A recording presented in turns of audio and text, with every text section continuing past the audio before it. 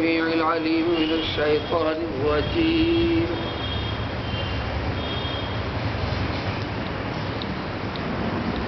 تولج الليل في النهار وتولج النهار في الليل وتخرج الحي من الميت وتخرج الميت من الحي وترزق من تشاء بغير حساب.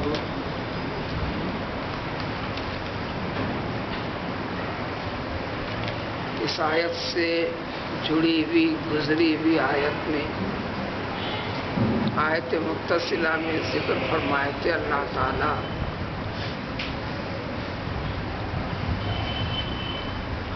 چند خصوصی واقعات کے پس منظر میں اس بڑے سے لے کر چھوٹے واقعے تک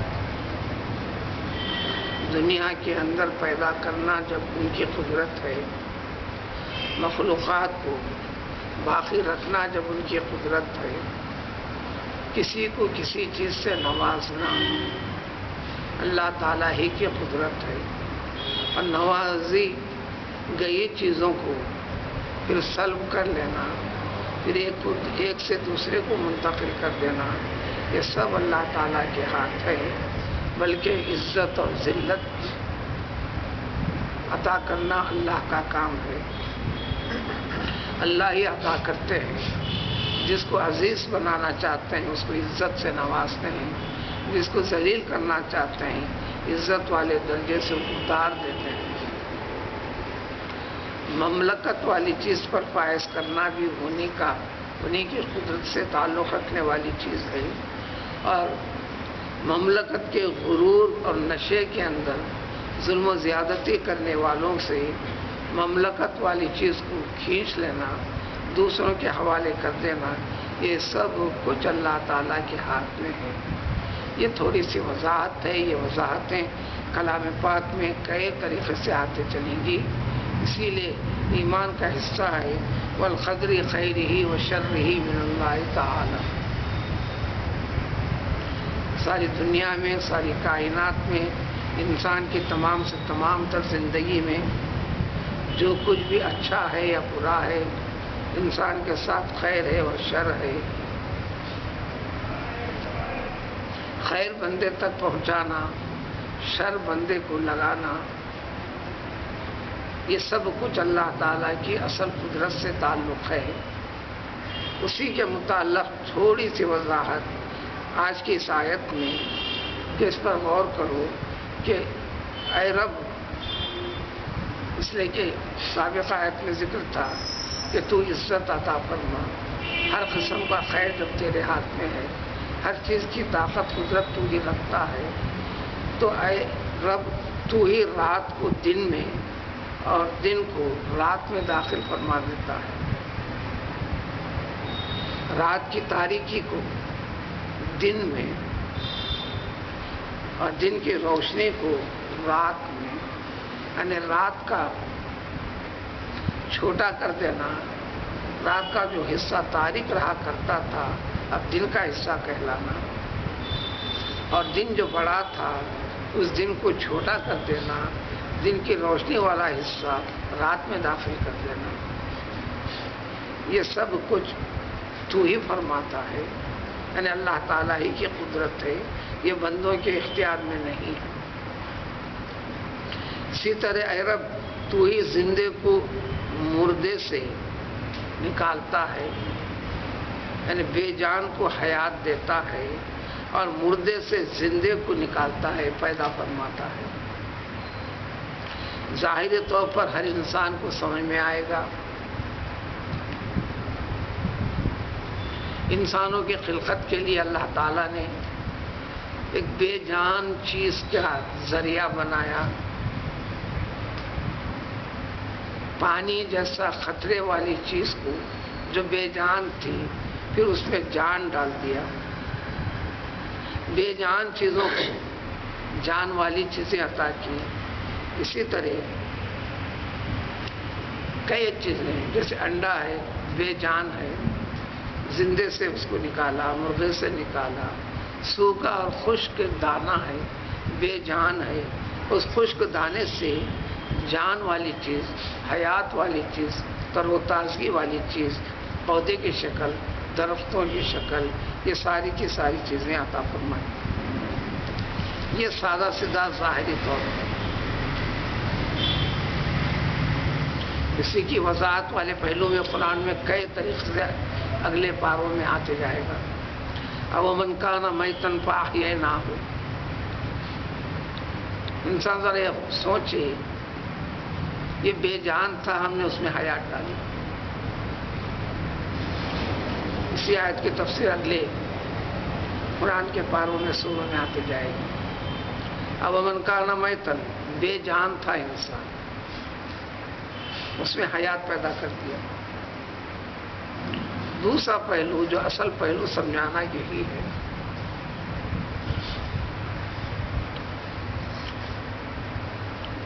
حدیث شریف میں وضاحت تفصیل سے ہے کہ اللہ تبارک تعالیٰ نے پیغمبر آدم علیہ السلام کو بنانے کے بعد قیامت تک آنے والے سارے انسانوں کی ذریت کو، یعنی سارے انسانوں کو ذرات کی شکل میں پیدا فرمایا. ان میں سے ایک حصہ اللہ تعالیٰ لیا، دانے جانب رکھا. حدیث کے اندر افرق قبضہ کے ہیں، جس کو گرفت پکڑ میں جتنی چیزیں آتی ہیں، ایک مٹھی، ایک حصہ لے کر رکھا. فرمایا کہ تمام کے تمام جنت کے لیے پیدا کیے گئے ہیں، یہ جنت میں جائیں، مجھے کوئی پرواہ نہیں. پھر باقی ضروریت کو ایک طرف کیا، وہ ذرات والی چیزوں کو. فرمایا کہ سب کے سب دوزخ میں جائیں گے، یہ دوزخی ہیں، مجھے کوئی پرواہ نہیں. یہ الگ الگ کرنے کے بعد پھر پوری کی پوری ذریت کو ملا دیا. وہ اچھے ذرات کو برے ذرات میں، برے ذرات کو اچھے ذرات میں. وہ ذرات ہیں انسان، انسانوں کی حیات، انسانوں کے بیچ جو وہی درجہ بدرجہ ترتیب سے دنیا میں ان کی آمد ہو رہی ہے. تو اب اسی لیے بیسیوں کافروں سے مومن پیدا ہو جاتے ہیں، ان کی نسل میں مومن بن جاتے ہیں.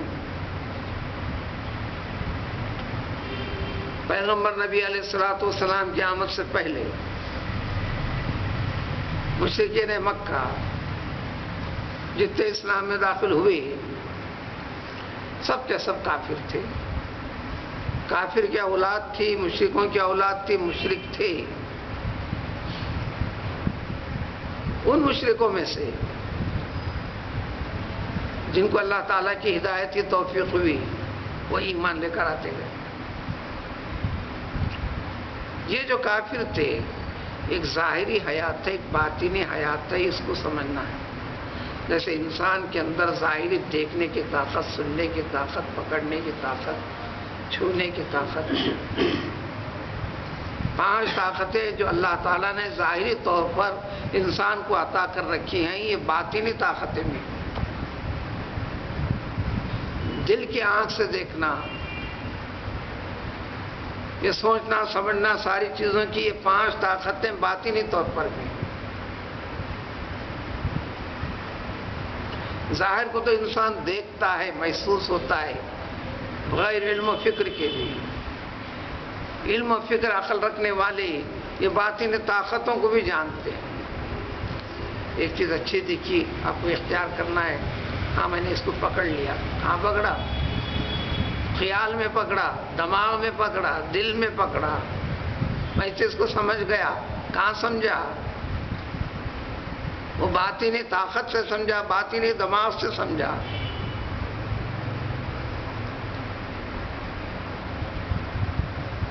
میں اسی چیز کی طرف چل رہا ہوں، یعنی جو چیز سمجھ میں آئے اسی کی طرف میں آگے بڑھنے والا ہوں. اسی کو اختیار کرنے والا ہوں، باطنی طاقت ہے۔ قرآن میں سورہ بقرہ کی ابتدائی آیتوں سے لے کر انتہا تک وہاں منافقوں کا، کافروں کا ذکر فرما کر فرمایا یہ منافقوں کو نفاق کی وجہ سے بات سمجھ نہیں پائے، یہ مشرک اور کافر کفر کی وجہ سے سمجھ میں نہیں آئے، اس لیے فرمایا کہ صم بکم عمی فہم لا یرجعون۔ اسی سورہ بقرہ میں آگے انہی کو فرمایا صم بکم عمی فہم لا یعقلون۔ عقل سے یہ بہرے ہیں، گونگے ہیں، اندھے ہیں، بہرے ہیں، گونگے ہیں، اندھے ہیں۔ ظاہری اعتبار سے نہ بہرے ہیں، نہ گونگے ہیں، نہ اندھے ہیں، عقل کے اعتبار سے بہرے ہیں، عقل کے اعتبار سے گونگے ہیں، عقل کے اعتبار سے اندھے ہیں۔ وعلی ابصارہم غشاوۃ، ان کی آنکھوں پر پردہ ہے، دنیا کی ظاہری چیزیں سب دیکھ رہے ہیں، یہ ظاہری چیزوں کے خالق اور مالک کو نہیں دیکھ رہے، حقیقی چیزوں کو دیکھ نہیں رہے ہیں۔ تو حیات اور موت، ایمان اور کفر، ایمان کا نام حیات ہے، کفر کا نام موت ہے۔ اب اس پہلو سے اسی آیت شریفہ کے معنی نکلیں گے۔ دیکھو مردے سے ہم نے زندے کو نکالا، جن میں جو ہدایت سے دور تھے، جو اپنے رب کی ربوبیت کے معنی مفہوم کو سمجھنے سے قاصر تھے، ان کو ہدایت دے دی، توفیق دے دی، اس پہلو کو مان لیے تو گیا مردے سے زندہ پیدا ہو گئے۔ بہت سارے نیک اور صالح بندوں کے اولاد کے اندر نافرمان، پیغمبر نوح علیہ السلام کی 4 اولاد میں سے 3 لڑکوں نے تو آپ کی نبوت کے پیام کو سمجھا، قبول کیا، ساتھ رہے، ایک بچہ اس کو مانا نہیں۔ دنیا کے اعتبار سے تمہارے اہل ہیں، ایمانی اعتبار سے اللہ نے فرمایا لیس من اہلک، یہ آپ کے اہل و عیال میں سے نہیں ہے۔ پیغمبر نوح علیہ السلام خاندان نبوت میں ابو لہب نے ایمان نہیں لایا۔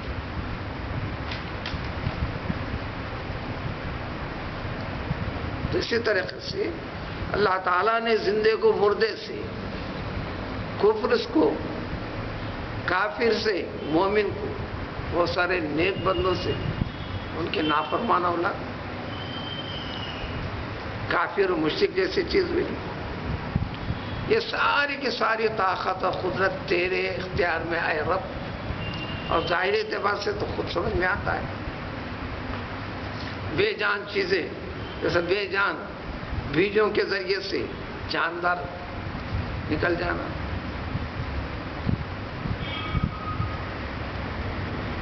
تو یہ ساری چیزیں ذکر فرماتی ہے۔ وہ ترزق من تشاء بغیر حساب، پھر کرنے کے بعد اللہ تعالیٰ تو ہی رزق عطا فرماتے ہیں جس کو حیات دیے ہیں، حیات کے تقاضوں کی تعمیل و تکمیل کے لیے جتنے چیزیں ہیں سب کچھ عطا فرماتے ہیں بغیر حساب، بغیر تنگی کے، بغیر کمی کے،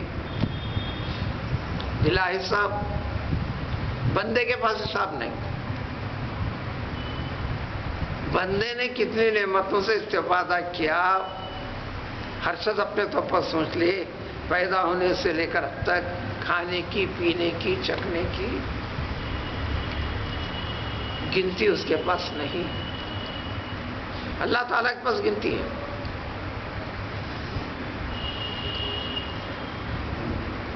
تو اللہ تعالیٰ کے پاس حساب، اللہ تعالیٰ کے پاس تو حساب و کتاب ہے، بندے کے پاس تو اس کا حساب ہی نہیں ہے۔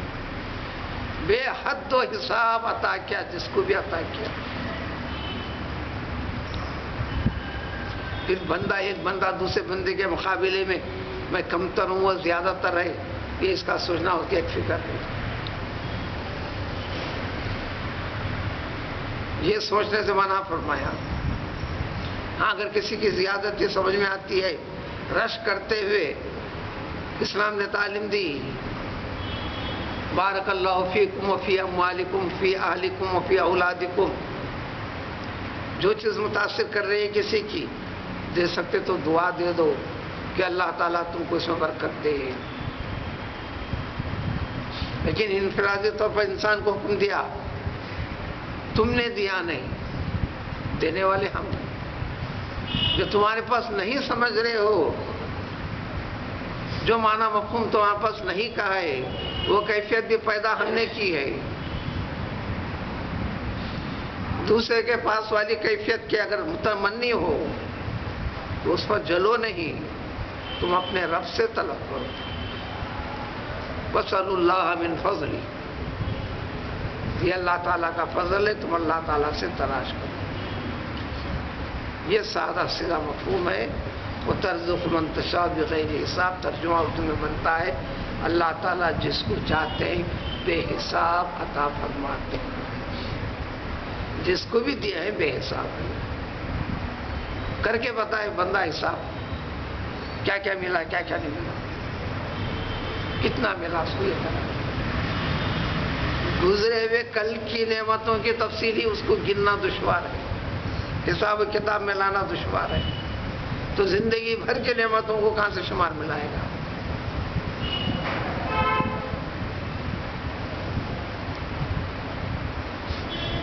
اہل اللہ کے پاس معنی مفہوم میں ہے دنیا کی فکر سے جو انسان سمجھتا ہے کہ عددی اور مقدار کے اعتبار سے زیادہ کرنا بے حساب سمجھتا ہے یہ نہیں ہے. جو بھی عطا ہوا ہے اس کے اندر اس کو زندگی کا اطمینان اور سکون پیدا ہوا ہے بس یہ بے حساب ہے.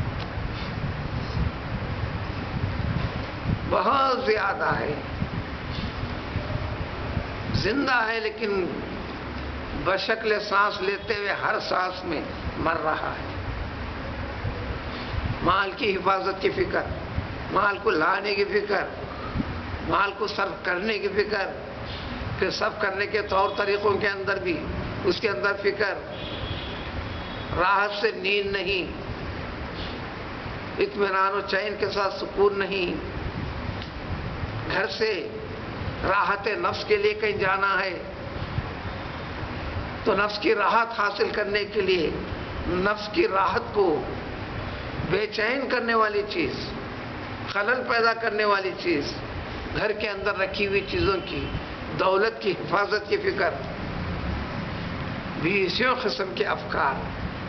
تو لہذا دنیا میں جو کچھ ملا ہے اس کے اندر اطمینان اور سکون والی کیفیت کا پیدا ہونا انسان کے لیے بس اس کا معنی مطلب ہے بغیر حساب. یہ بعض اللہ والوں کے پاس انہوں نے یہ معنی اور مفہوم میں نکالا ان کی زندگی مطمئن رہی بھی. اللہ والوں میں سے ہندوستانی افراد میں سے ایک فرد کا قابل ذکر نمونے کے طور پر ذکر فرماتے ہیں. ساری زندگی مظہر جانے جانا دلی کے ذاتی مکان نہیں خریدا. لینا دشوار نہیں تھا لینے میں رکاوٹ نہیں تھی.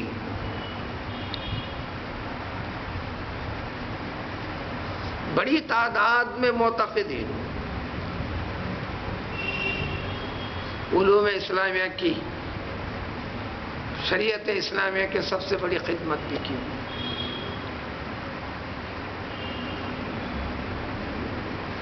قرآن کی تفسیر بھی جامع اور معنی عربی زبان میں لکھا ہوا ہے جو دنیا کے اس جانب سے اس جانب تک مقبول و معروف بھی ہے.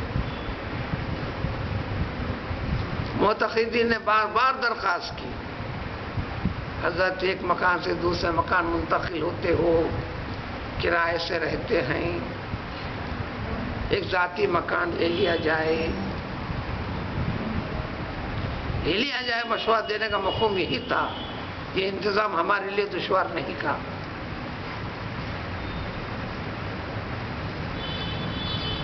بار بار سننے کے بعد ایک ہی سوال کیا انہوں نے، میاں مجھے یہ بتاؤ ذاتی مکان میں اور کرائے کے مکان میں فرق کیا ہے؟ میاں جس کو ذاتی مکان کہتے ہیں اس کو بھی چھوڑ کے جانا ہے، کرائے کا مکان ہے اس کو بھی چھوڑ کے جانا ہے، کیا کوئی ساتھ لے کر گیا؟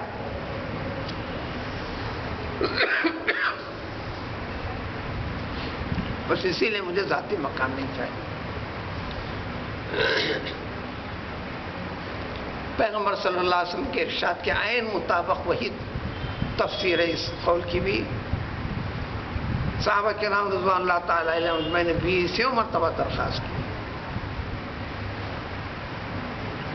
اٹھنے بیٹھنے کے لیے بھی ایک مناسب کپڑا وغیرہ بچھایا نہیں کرتے تھے، حصیر سے کام چلاتے تھے، لیٹتے تھے حصیر پر، بیدار ہوتے تھے تو سارے بدن کے اوپر حصیر کے نشانات ابھر کر آتے تھے۔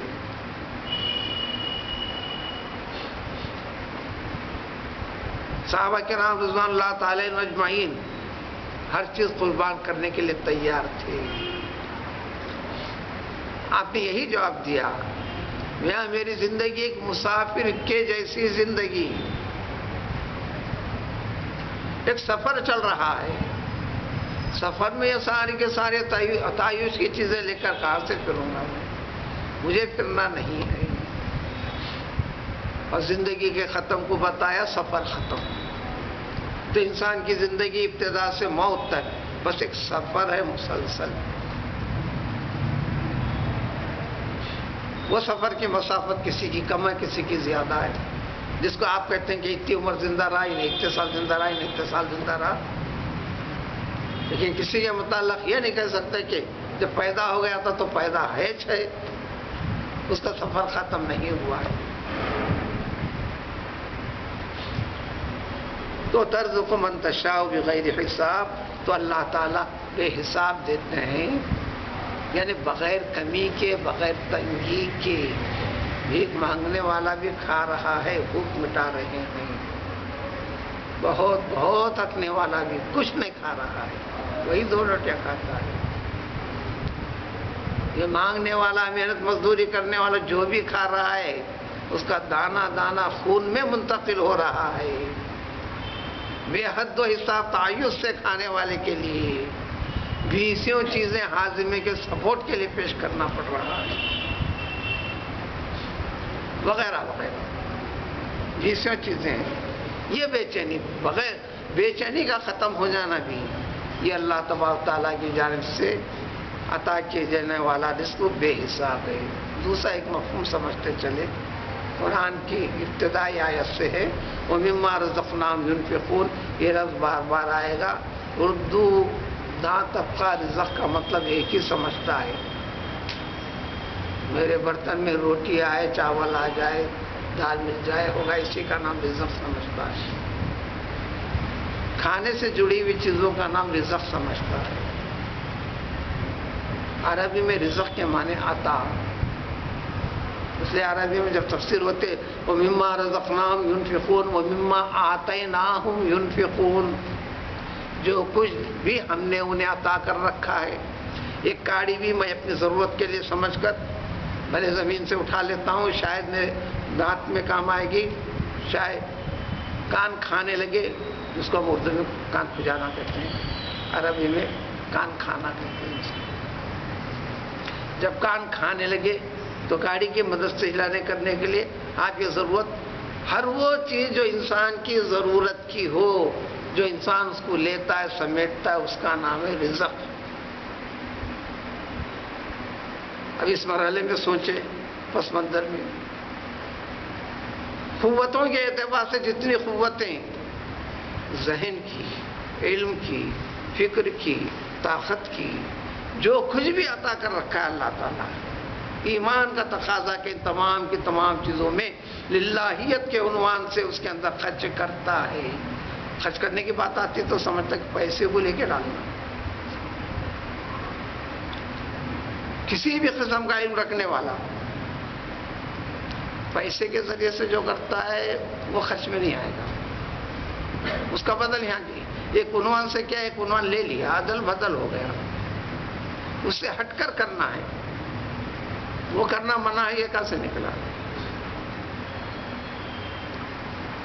ایک علم و فہم رکھنے والا اپنے علم و فہم کو ایک ذریعہ بنایا اگر زندگی کا، ٹھیک ہے بنائے، لیکن اس کے بل بوتے پر آخرت کے عنوان سے کسی چیز کی توقع نہ رکھے.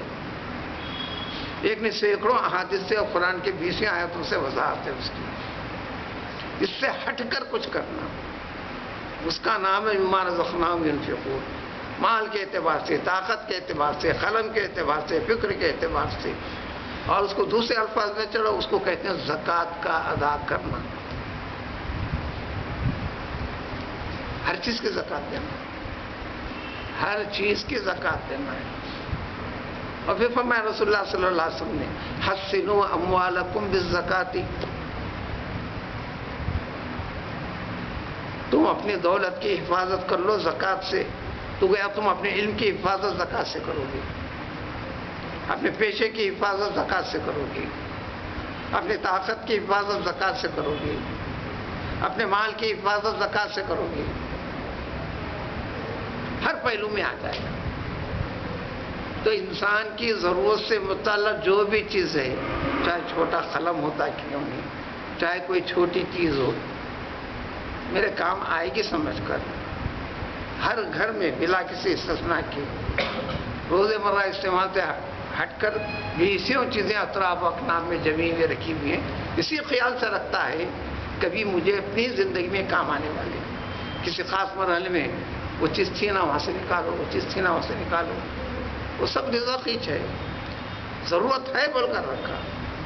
انسان جس چیز کی ضرورت سمجھ کر اس کے قریب ہوا، اختیار کیا، یہ سب کا سب رضا اللہ تعالیٰ کی عطا ہے. کسی اور کو ضرورت پڑی اسی میں سے اس کو یا تو ہدیتاً دے دیا یا مستعار دے دیا،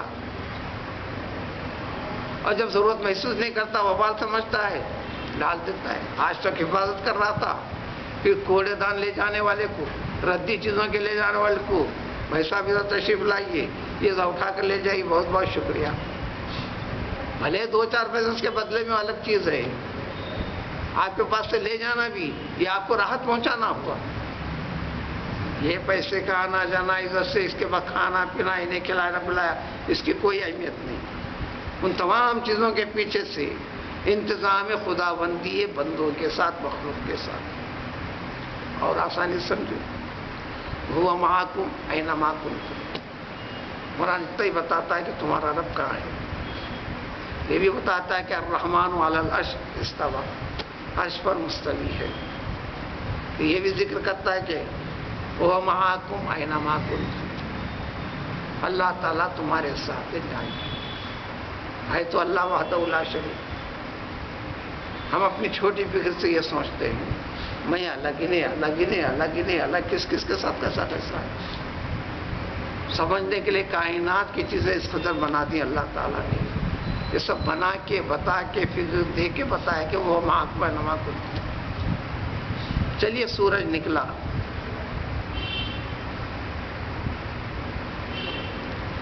سورج نکلا. آپ یہاں سے چاہے پلین سے جاؤ، موٹر سے جاؤ، بس سے جاؤ، پیدل سے جاؤ،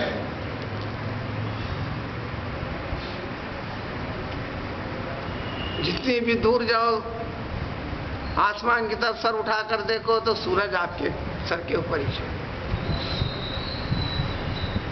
ٹھیک ہے حیدرآباد والوں کے سر کے اوپر ہے، چلو یہاں سے 1000-2000 کلومیٹر دور ہندوستان کے کسی علاقے میں دیکھ لو، ان کے سر کے اوپر ہے نہیں ہے، پوچھ لو. اب تو تمہارے پاس موبائل بھی آ گیا. نہیں، ہمارے سر پہ سورج ہے. کہ سورج ہے کتنے؟ ہے ایک. سورج ہے ایک، کہ سب کے سر کے اوپر ہے. چاند نکلا ہوئے چلو، بچے تو کہتے ہیں ارے ہم جہاں جانے ہمارے ساتھ آ رہا چاند، ہم جہاں جانے ہمارے ساتھ آ رہا چاند، ہمارے ساتھ آ رہا چاند، ہمارے ساتھ آ رہا چاند. تو سورج کی روشنی کا احاطہ کسی ایک کو بھی چھوڑی نہیں.